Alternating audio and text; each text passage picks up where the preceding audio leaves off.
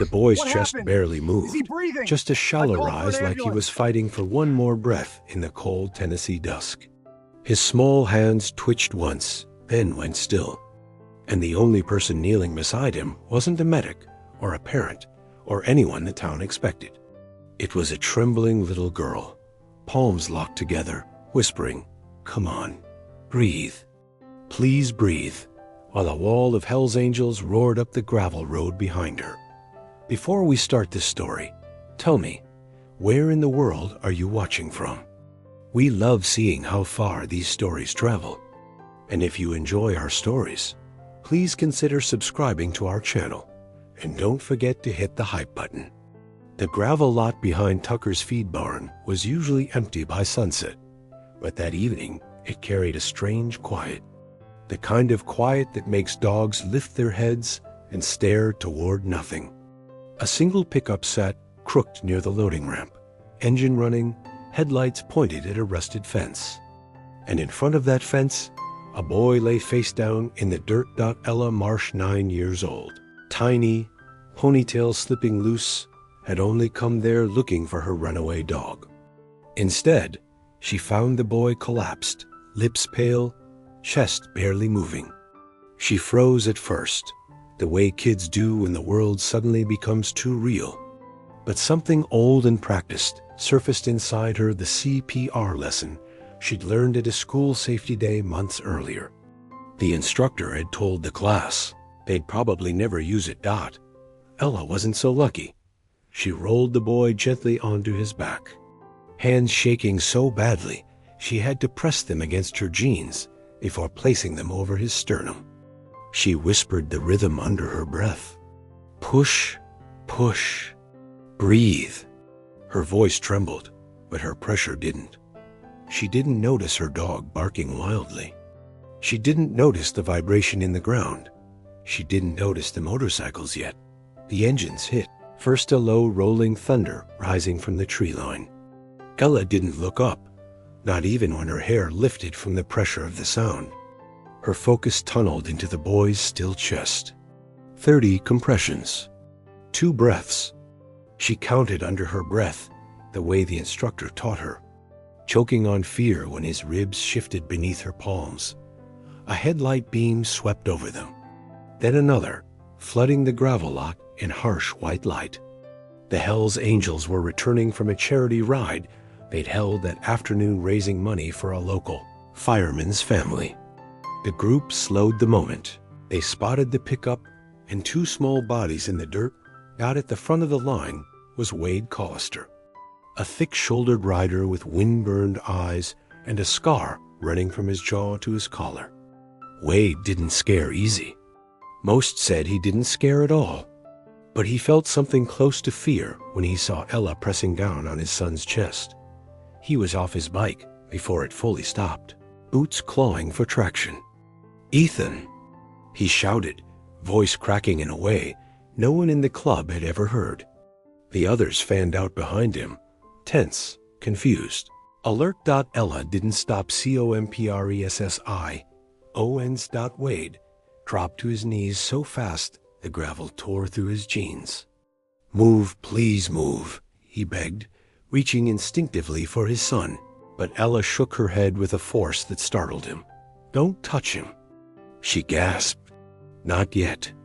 He's not breathing." The words hit Wade like a fist. He froze, hands hovering uselessly in the cold air. The other bikers circled outward, forming a half-moon perimeter around the children.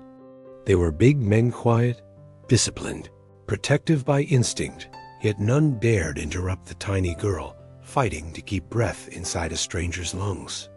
"Sweetheart," Wade said, forcing his voice steady. "What happened?" I don't know," she stammered. "He was just lying here. I think he stopped." Her breaths were shallow, but her compressions stayed solid. Every push was a small act of defiance against the worst outcome imaginable. One of the bikers, Harlan Copper Tate, pulled out his phone, calling emergency services with sharp, clipped words. Another scanned the truck's cab with a flashlight. checking for signs of injury or danger. But Wade saw none of it. He saw only Ella's small hands doing the work he couldn't do because he knew if he started, he might fall apart entirely. Ethan's chest suddenly jerked beneath Ella's palms, a faint twitch, then a cough so weak it barely broke the air. She immediately rolled him onto his side, the way she remembered from the demonstration mannequin. Dirt stuck to his cheek. His eyelids fluttered once, then stilled. "He's breathing," Ella whispered, tears slipping onto her sleeves. "Sort of. Not good, but he is." Wade exhaled sharply, a sound between relief and pain. He touched his son's back with trembling fingers, careful not to jostle him. "Ethan, buddy, I'm here." His voice wavered as if every word cost something. Copper shouted, "Ambulance is 8 minutes out." Ella finally leaned back, dizzy from adrenaline, hands limp in her lap. She looked tiny again, just a scared kid who had done something far bigger than her age should have allowed. Wade reached for her without thinking, steadying her shoulder. "You saved my boy," he murmured. "You hear me? You saved him." Ella shook her head. I didn't know what else to do." "That's exactly why," Wade said quietly. Around them, the riders maintained a wide protective circle. No one spoke. No one moved unnecessarily. The cold wind slipped through their jackets, but none felt it. They were all watching a miracle unfold. The ambulance siren echoed down the long rural road just as Ethan inhaled a deeper, steadier breath. Wade closed his eyes, overwhelmed by the simple rise and fall of a chest that minutes earlier had been frighteningly still. When he opened them, he looked at Ella differently, not as a stranger, not as a child, but as the human being who had stood between him and the worst pain a father could know. "You alone out here?" he asked softly. Ella nodded. "My dog ran off. I followed him. And then I saw him." She motioned toward Ethan, voice breaking. Her dog, a scruffy mutt with one ear bent permanently sideways, whined and nudged her hand. Wade rubbed the dog's head with rough gentleness. "Good boy bringing her here," he muttered. The EMTs arrived fast, taking over with calm precision. They loaded Ethan onto a stretcher, oxygen mask secured, vitals monitored. Wade climbed into the ambulance beside him, but before stepping in, he turned back to Ella. "You come to the hospital," he said. Not a question, a plea. She hesitated. Will they let me?" Wade held her gaze, voice steady, low, certain. "You're the reason my son is alive. They'll let you. And if they don't, they'll answer to me and to all of us." The riders rumbled their engines in agreement. The hospital waiting room smelled like old coffee and floor polish, the kind of scent that clings to bad nights and long silences. Ella sat on the edge of a vinyl chair, her legs swinging because her feet didn't reach the ground. The hellsangels took up most of the room, leather vests creaking as they shifted, jaws tight, hands restless. They weren't loud. They weren't intimidating. They were worried men waiting on news that mattered more than anything else. Nurses eyed them cautiously at first, but the tension slowly eased when they realized this group wasn't here looking for trouble. They were here because a child's life hung in the balance. Ella kept her hands tucked under her thighs to hide the tremble. She could still feel Ethan's ribs under her palms. She could still hear the soft gasp he'd made when breath finally returned. Copper dropped into the seat beside her, offering a cup of cocoa he'd gotten from the vending machine. "You did real good, kid," he said. She swallowed. "I didn't think. I just started. That's what heroes do." Ella looked down. "I'm not a hero." Copper leaned back, stretching his boots. "Funny, that's exactly what every real one says." The doctor appeared 20 minutes later, pushing through the doors with the weary posture of someone who had lived too many long nights. Wade rose instantly, towering over the man.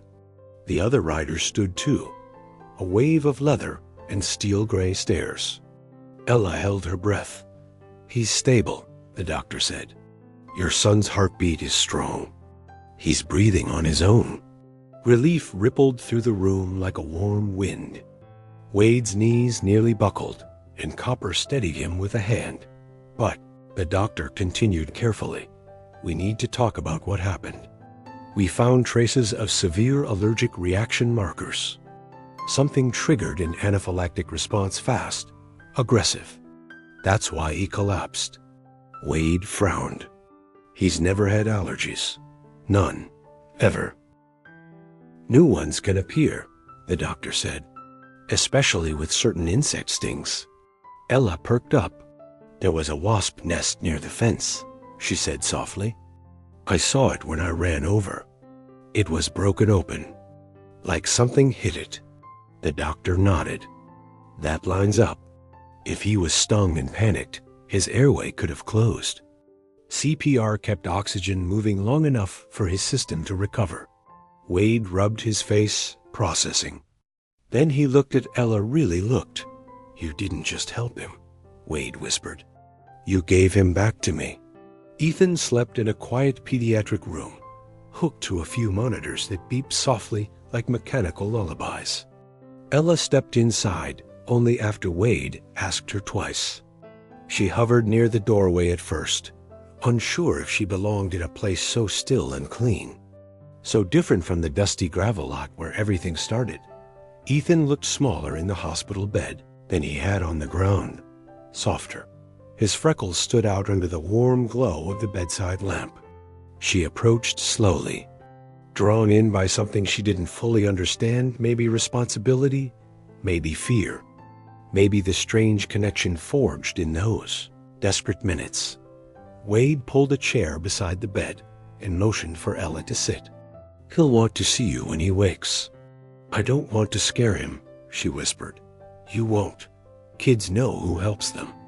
Even when they were half gone, Ella swallowed hard.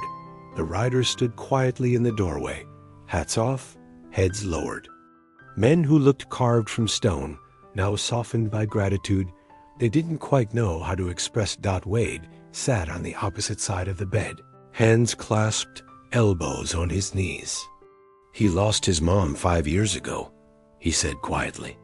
"Today, I almost lost him too." Ella didn't speak. She didn't need to. A light tap sounded at the doorframe. The nurse assigned to Ethan's care stepped in with a clipboard tucked against her arm. She had warm eyes, tired but kind. When she spotted Ella, she smiled, the kind of smile adults reserve for children who've done something far beyond their years. "You're the one who performed CPR?" she asked. Ella nodded shyly. The nurse knelt so they were eye level. "I've worked in pediatric care 18 years. I've seen trained adults freeze. I've seen firefighters panic. But you stayed calm enough to give this boy a chance." She squeezed Ella's hand gently. "You should be proud." Ella's cheeks burned. She glanced at Ethan's still form. "I just didn't want him to die. That's exactly what kept him alive." The riders shifted quietly, clearly uncomfortable with so much softness in one room. Big men rarely knew where to place themselves during gratitude. Wade cleared his throat and stood. "Nurse, anything else we need to know?" "Just observation for the night," she replied. "He should make a full recovery." The collective exhale from the group was nearly audible. Ella finally let her shoulders drop.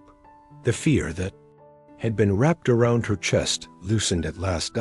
When the nurse left, Wade turned toward Ella with a seriousness that made even the riders straighten. He crouched so he was at her height, forearms braced on his knees. His voice was low, gravelly, but steady. "Kid, I owe you more than I can ever repay." Ella shook her head instantly. "You don't owe me anything." Wade's jaw tightened. You don't get it. I've lived a lot of years, seen a lot of hurt, but I've never watched someone fight for my kid like that. Not even family. Ella's eyes flicked toward the bikers. You all look like family. A few of the men glanced away, hiding softness smiles behind rough palms. Wade continued, quieter now. Tell me something. Where are your parents? Ella tensed. Her fingers twisted in her sleeves. I live with my aunt, she said. Mostly. She works nights. A lot. Sometimes I'm alone. Wade studied her carefully, not with judgment, but with the measured focus of a man connecting invisible dots.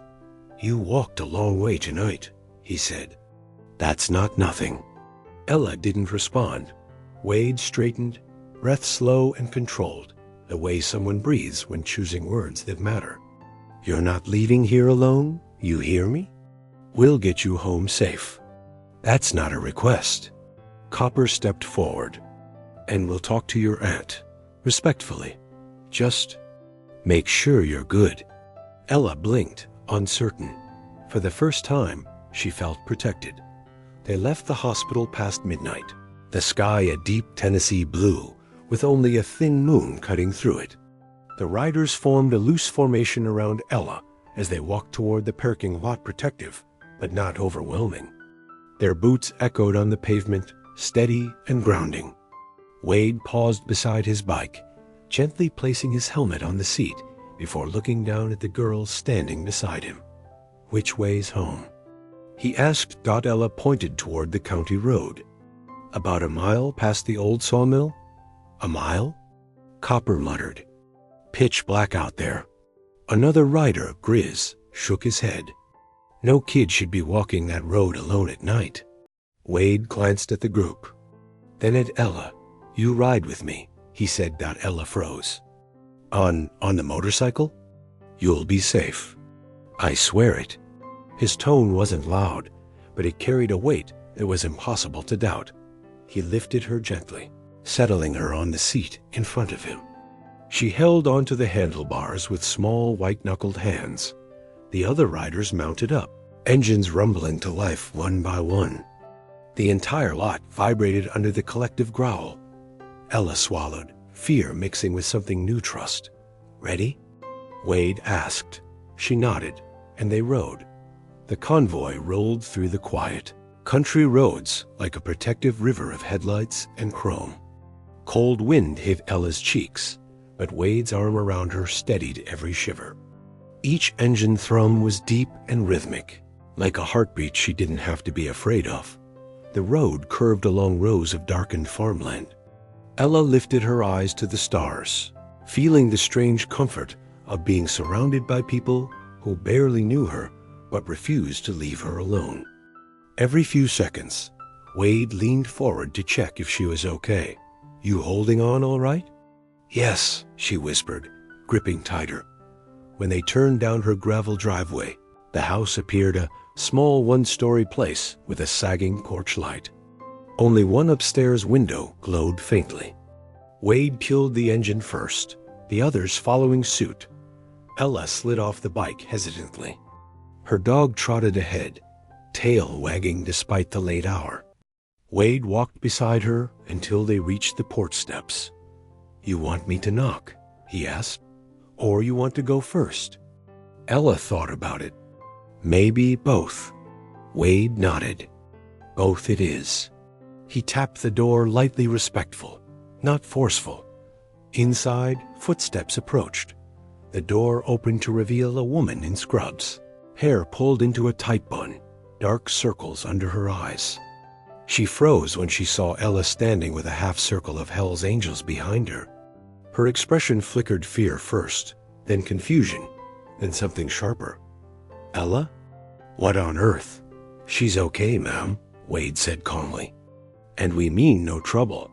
The woman's eyes darted toward his cut, recognizing the emblem. Her voice tightened. What happened? Ella stepped forward before Wade could answer. A boy collapsed. I helped him. CPR. Her aunt's posture loosened slightly, the tension draining from her shoulders. "You did what?" she whispered. "I had to." He wasn't breathing. Wade continued gently. "Your niece saved my son's life tonight. We brought her home safe. Just wanted to make sure you knew why she was out late." Ella's aunt blinked, processing the impossible weight of the moment. She knelt and cupped Ella's face in both hands. "Are you all right? Were you scared?" Ella nodded, tears threatening. "A little." Her aunt hugged her hard, whispering something Wade couldn't hear. When she stood again, she faced the riders. "Thank you for bringing her back." Copper tipped his head respectfully. "She earned a whole lot more than thanks tonight." Wade remained quiet, hands in his pockets, studying the small family dynamic with a thoughtful expression. Ella's aunt invited Wade inside while the other riders waited respectfully near the porch. Wade stepped into the small living room, ducking instinctively under a low-hanging lamp. The place was clean, but worn old couch, mismatched chairs, a stack of mail on a table. A home built on hard work and long shifts. Ella perched on the edge of an armchair, hugging her dog. Wade took the seat opposite, large hands folded between his knees. Her aunt leaned against the kitchen counter, exhaustion etched deep. "I don't know how to process tonight," she said quietly. "Ella doesn't usually wander far." "She didn't wander," Wade replied. "She acted. She saw someone in trouble and ran toward it." Her aunt's eyes glistened. "She shouldn't have had to." "Maybe not," Wade said, "but she did anyway. And because of her, my kid is going to wake up tomorrow." Ella's aunt exhaled shakily and sat. "Is your boy? Is he okay?" "He will be," Wade said. A long pause settled in the room. Then her aunt turned to Ella. "You told me you learned CPR months ago.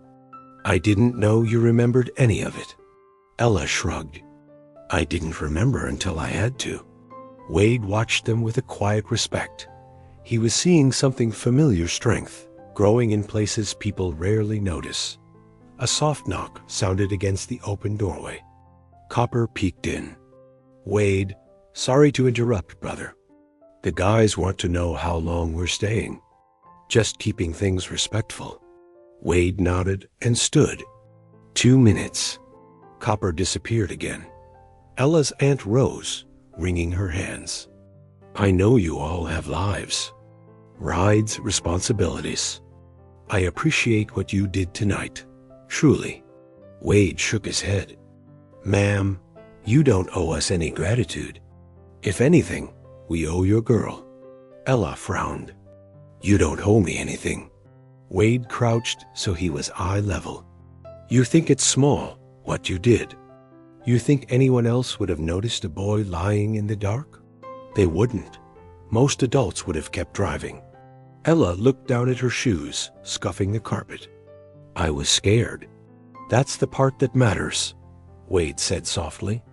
"You were scared, and you still did it." Her aunt brushed a tear with her sleeve. "I'm proud of you, sweetheart." As Wade moved toward the door, he paused. "Ella, tomorrow morning, I want you to come see Ethan. He'll want to thank you himself." She hesitated. If it's okay with my aunt." Her aunt squeezed her shoulder. "It's more than okay." Wade nodded once, a promise forming unspoken. "We'll pick you up at 9. Morning sunlight spilled across Ella's bedroom floor before she even opened her eyes. She woke feeling strange lighter, but also heavier in ways she couldn't explain.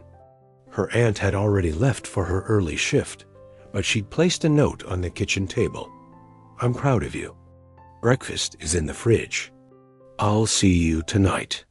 Be safe with those riders." Ella ate quietly, trying to shake the memory of Ethan's stillness. She wondered if he'd remember anything. She wondered if he'd be scared of her at exactly 9. Engines rumbled outside, steady, respectful, not the overwhelming roar from the night before. When she opened the door, Wade was standing alone beside his bike, holding a small helmet with bright red stripes down the sides. "This is for you," he said. Ella blinked. "A helmet? Club rule. Anyone we care about rides safe." She ran her thumb along the smooth shell. Touched by the gesture, Wade lifted her onto the bike like she weighed nothing. "Hospital's 10 minutes away. If you feel nervous, you lean back. I won't let you fall." She looked over her shoulder. "I trust you." It was the first time she'd ever said that to an adult outside family. Wade felt the weight of it. Ethan was awake. When they arrived, propped up with pillows, hair sticking in 5 different directions, a stuffed dinosaur tucked under his arm. His eyes widened when he saw Ella standing in the doorway, helmet still in her hands. "That's her," he whispered to the nurse. "That's the girl." Ella froze, suddenly unsure. Wade nudged her with a gentle hand. "Go on. He's been asking for you." She approached the bedside cautiously. Ethan stared at her with an expression she couldn't interpret at first, part awe, part gratitude, part childhood confusion about why a stranger had been the first to reach for him in the dark. "You fixed me," he said quietly. Ella's cheeks flushed. "No, I just helped you breathe." "That's fixing," Ethan replied, as if the debate were already settled. Wade stood at the end of the bed, arms folded, chest rising with slow, controlled breaths. The nurse smiled at the trio before slipping out, giving them space. Ella shifted awkwardly. "Do you feel okay?" "My throat hurts," Ethan said, "but my dad says that's normal. And I'm not dead, so that's good." Wade hid a broken laugh behind his hand. Ella let out a tiny smile. For the first time since last night, the room felt warm. Later, when Ethan drifted into an easy sleep, Wade invited Ella to step outside the room. He leaned against the hallway wall, arms crossed, his voice lower than before. "I need to ask you something," he began. "And it's not about last night. It's about you." Ella stiffened slightly. "You ever feel unsafe at home? With your aunt?" Wade asked. "You don't have to say anything you don't want to. I just need to know you're looked after." Ella shook her head. "She works a lot, but she's good. She's tired. She doesn't hurt me or anything." Wade watched her closely, reading every flicker of her expression. "Okay, that's enough for me." She looked up at him. "Why do you care so much?" "I'm just..." Wade's gaze softened. "Because you saved the only family I have left. And when somebody saves your blood, you don't get to pretend they're nobody." Ella absorbed his words slowly. "What you did," Wade continued, "that was bigger than courage. That was instinct. The kind that can't be taught." Ella wasn't sure what to say. Wade nodded toward the door. "Come on. The guys want to see you." A flicker of nerves hit her, but she followed. The riders had gathered outside in the hospital courtyard, spaced out in small groups, their vests sunlit, their postures relaxed in a way Ella hadn't seen before. The moment she stepped out with Wade, they straightened, subtle but unmistakable. "Respect." Copper whistled softly. "There she is, the hero of the hour." Ella tugged at her sleeves. "I'm not a hero." Grizz shook his head. "Kid, we've met heroes. You're one." Nails, a tough-looking woman with braided hair and mirrored sunglasses, stepped forward, handing Ella a to-go cup of hot chocolate. "For steady hands," she said warmly. "You earned it." Ella took it, overwhelmed by the quiet attention. Wade addressed the group. "She's coming by the shop next week." Ella's eyes widened. "I am? You are," Wade said firmly. "We're doing a thank you ride for the fire department on Saturday. You'll be our guest of honor, if that's all right with your aunt." Ella nodded slowly. "I think she'll say yes." Copper grinned. "Good. We'll make sure she sees what kind of family you've got watching out for you now." Ella blinked. "Family?" Wade rested a hand on her shoulder, gentle, steady. Yeah, maybe not by blood, but the kind that stays. For a moment, she let herself believe it. That evening, when Wade brought her home again, the sun was dipping behind the hills, painting the sky in muted oranges. Ella stood on the porch beside him, unsure how to end the day after everything that had changed. Wade knelt so their eyes were level. Listen, I want you to have something. He reached into his vest and pulled out a small silver pendant shaped like a wing. Not loud, not flashy, just worn enough to show it mattered. This belonged to Ethan's mom, he said quietly. She wore it every ride she ever took. She believed a person only needed one wing if they had someone else willing to fly beside them. Ella stared, stunned. I can't take that. You can, Wade said, because last night you were his other wing. Her breath caught. He placed the pendant gently in her palm, closing her fingers around it. You don't owe us anything, but you're part of our circle now. If you ever need us anything, anytime you call. Ella nodded slowly, overwhelmed but steady. Wade stepped back, giving her space. We'll see you Saturday? Yes, she whispered. He smiled, a real one, rare and warm dot. Then he turned and walked toward the waiting bikes, engines rumbling like distant thunder. Ella watched until they disappeared. If this story moved you, subscribe, like, and join our family. These roads are full of real heroes, and their stories deserve to be heard.